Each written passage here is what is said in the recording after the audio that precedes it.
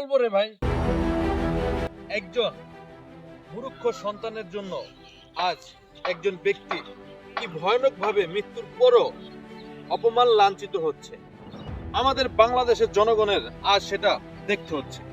যে ব্যক্তিরা এই দেশের স্বাধীন হওয়ার জন্য ভূমিকা ছিল, এই দেশের জনগণের জন্য কত কাজ করেছে, কত কিছু করেছে, আজকে তার সন্তানের ব্যর্থতার জন্য তিনি পৃথিবী ছেড়ে চলে গেছে, কিন্তু তারপরও তার ছবির উপরে, তার ভাস্কর্যের উপরে মানুষ কত লাঞ্ছিত, অপমান, জোতার বাড়ি, কত কিছুর বাড়ি দিচ্ছে।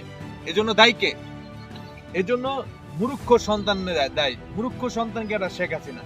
এই শেখ হাসিনা মূর্খ জ্ঞানের জন্য তার মতো মূর্খ সন্তান যেন পৃথিবীতে আল্লাহর কারো ঘরে না দেয়। কারণ তার বাড়াবাড়ি করার কারণে বাংলাদেশের প্রত্যেকটা স্থানে, প্রত্যেকটা জায়গায় তিনি কি করছে, তার বাবার ছবি দিয়ে ঝুলাই দিছে।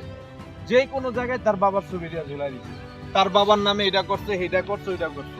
আরে ভাই, আমি 20 কোটি মানুষের কাছে প্রশ্ন রাখতে চাই, এই বাংলাদেশ স্বাধীন হয়েছে কি শুধু শেখ মুজিবের মাধ্যমে এককভাবে, নাকি আরো অনেক মানুষ আছে?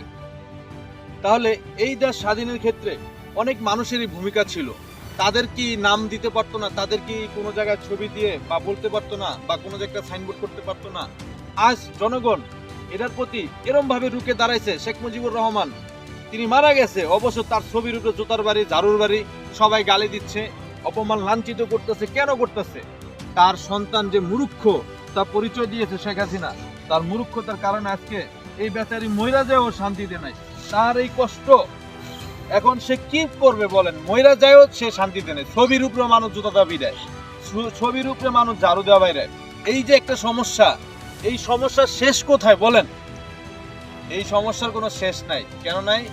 তার যে সন্তান, এই সন্তানের ব্যর্থতার কারণে আজ এই লাঞ্ছিত, এই অপমানের দৃশ্য দেখতে হয়। আচ্ছা, ওকে, আপনারা ভালো থাকেন, সাথে থাকেন।